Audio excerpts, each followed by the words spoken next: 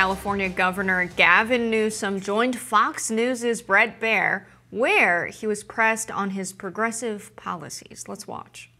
The writing of how the prosecution for small crimes. Oh, Prop 47. 47, I'm sorry. Yeah, which is, by the way, the 10th toughest threshold in the United States of America, meaning you can steal up to $950 of goods and it will be charged as a misdemeanor. You can steal $2,500 in the state of Texas. Why you're not focusing on those other 40 states is beyond me. 10th toughest felony threshold in the United States of America. That's a fact. That she was a tough prosecutor in California is going to You remember her primary for president? She was attacked from the left for being too tough, for being prosecutor, for having a prosecutorial mindset. So look, I mean, all these things, this is all fair game. But at the end of the day, she's got a record of accomplishments as being part of the Biden-Harris administration. We've seen Newsom was also questioned about new data released by the Bureau of Labor Statistics that showed U.S. job growth was significantly weaker than initially reported. Let's watch. Even with the adjustment today of 818,000 jobs. Which is a little weird, don't you think? That means 14.9 million jobs since they got into office.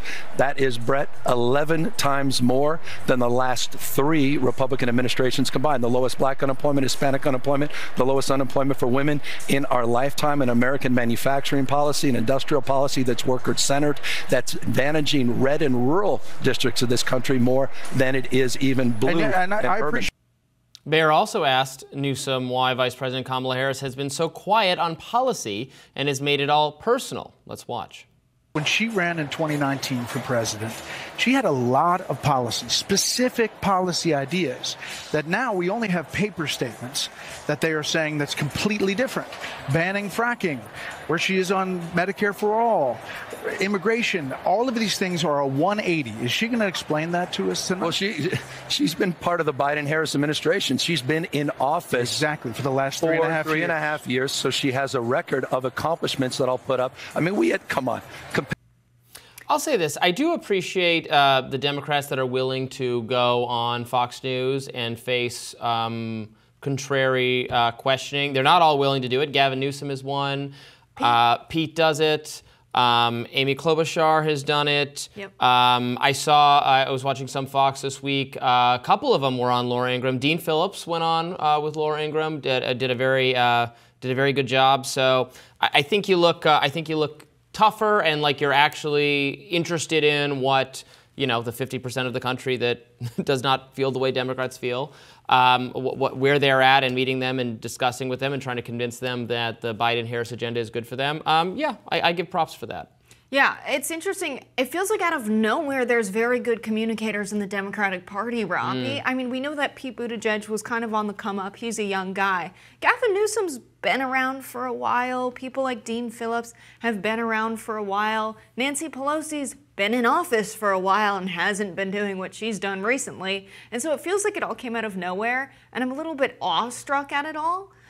Since when does Gavin Newsom defend the record of California's toughness on crime on Fox News? And it's like they suddenly woke up and learned how to campaign. So it's very shocking, but it's good to see that there are people communicating and defending their policies and not just letting these accusations stand. Sure. I mean, I do think that the Democrats, you know, realized finally at some point over the last 4 years that a lot of what they were saying on crime, for instance, was not popular. And like, no, people want you to arrest carjackers and looters and rioters and people robbing convenience stores and, of course, murderers. And they want to clear out encampments of crazy people, homeless, having drugs in the streets.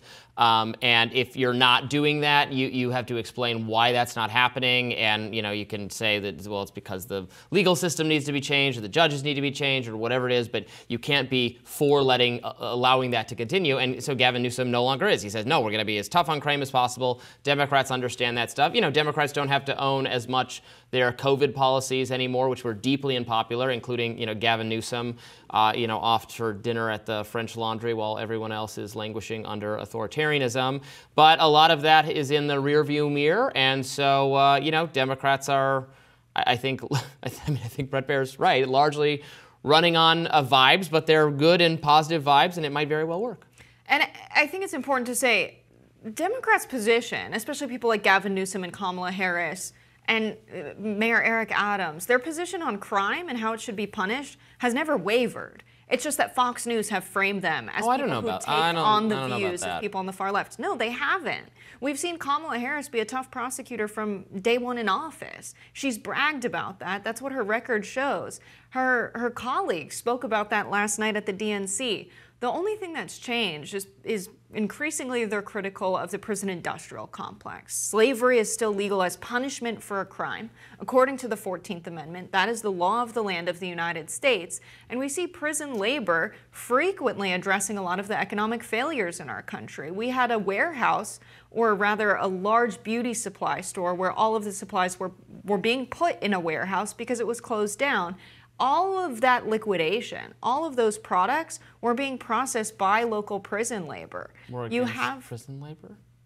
Yes, I think many people are against not having fair wages paid to these workers. I don't even think prisoners are against prison labor. I think they'd rather work than be bored all day. Well, then you should talk to them, Robbie. I have talked to them. You've talked to people in prison about how they feel about doing labor. I would love to hear about that conversation. I have not personally talked to them. I've read media stories and interviews with prisoners who would rather... As I was saying, people who are paid minimum wage in the United States of America are not happy that America's largest corporations can contract that labor out for $1.50, far under minimum wage. That brings down wages in the United States. This is an unfair circumstance in the United States when you look at the 65% of families across the U.S.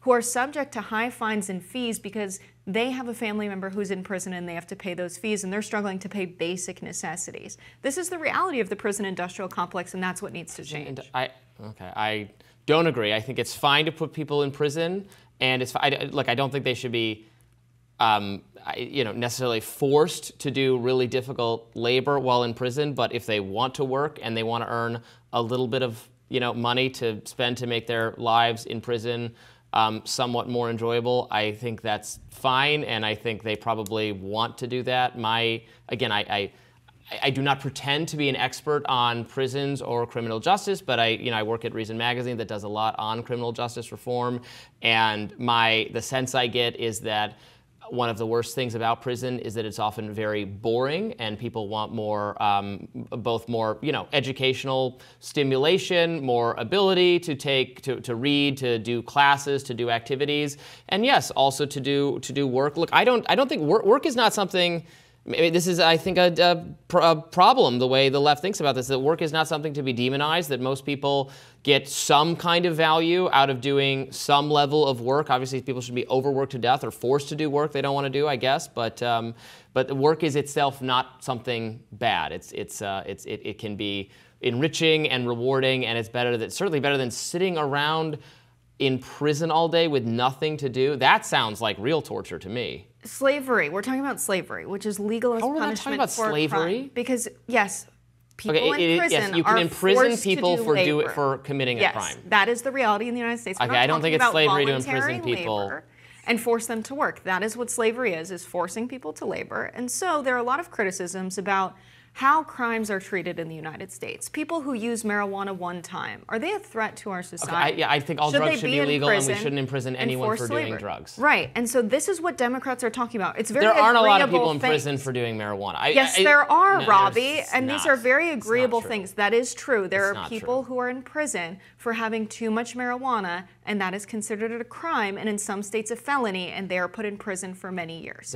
It happens, but there's not a lot of it. And I don't think it should happen. By the way, I think Let's pull up the statistics on that. Look, I'm saying this because I used to assume naively that the vast majority of people in prison were there for like nonviolent drug crimes. It's not actually the case. I used to think that too. Like I have been corrected by people. Again, people who support legalizing all drugs as I do. I don't think anyone should be in jail for that stuff, but our prisons have violent criminals and have illegal immigrants in them.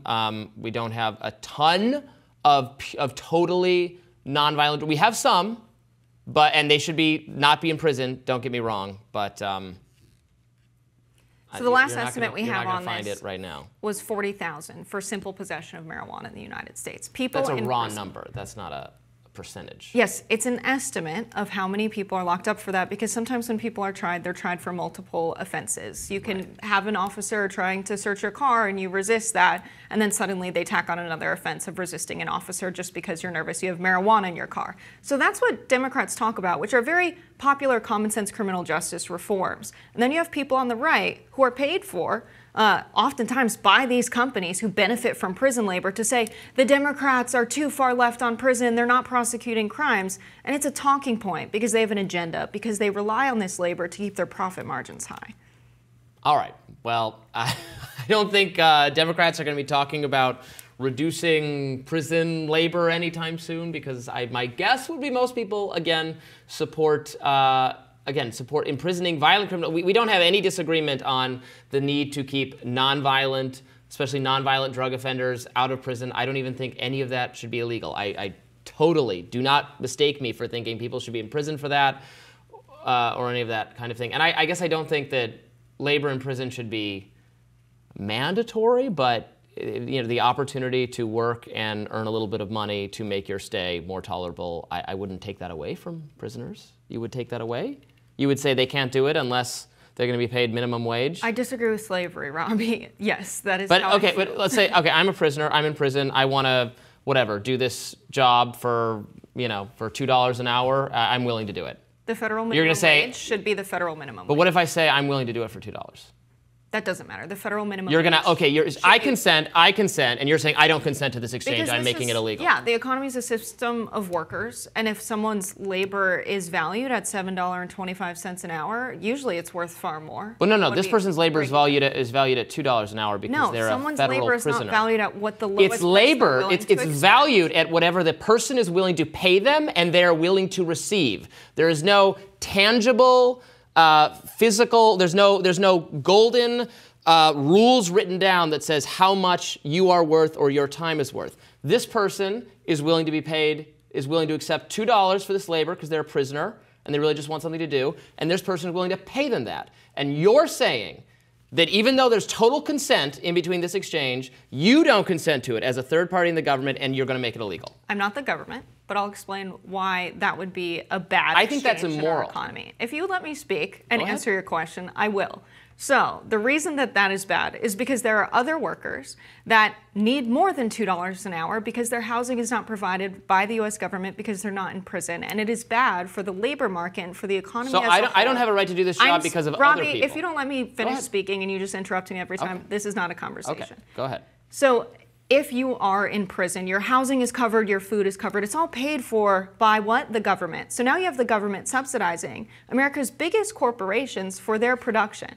That is a bad economic practice. Those corporations and American labor should be done with people paid a living wage so they can cover their food and housing in the United States, not pull the wage down because that labor is available. It's bad for the economic system as a whole, not for the government, but for the market and the workers. For the economic system. A market should determine someone's wages, not someone whose housing is subsidized by the government. This is the market determining it. You're wanting a system where you determine it. The market is what's determining it but you're trying to set policies that say exactly what you're allowed to be set. The market would be, this is what I'm willing to work for, this is what you're willing to pay for me, and we come to some arrangement, or we don't, and then that doesn't take place. You're saying but this is your policies in prison, not should in their supersede free will. the That's market. not a free market decision if someone's imprisoned against their will. So the market works well if someone's in prison. Robbie, that doesn't make any sense. The market, you're trying to put specifications on under what conditions people in prison would be allowed to do work, and I'm saying if they want to do work and someone wants to pay them, that's fine. Into slavery, Robbie. That's not the same. No, you're saying they should be forced into joblessness. No, I didn't. They can have the option to work for the federal minimum wage. At a rate you've set. Fair. At a rate you've determined is fair. The rate they've determined fair is the two people involved in the exchange. I mean, this is my problem with the minimum wage, is that it's the government deciding what's fair instead of the people involved in the trade of money for labor. Okay, we're going to leave this one here. More rising after this.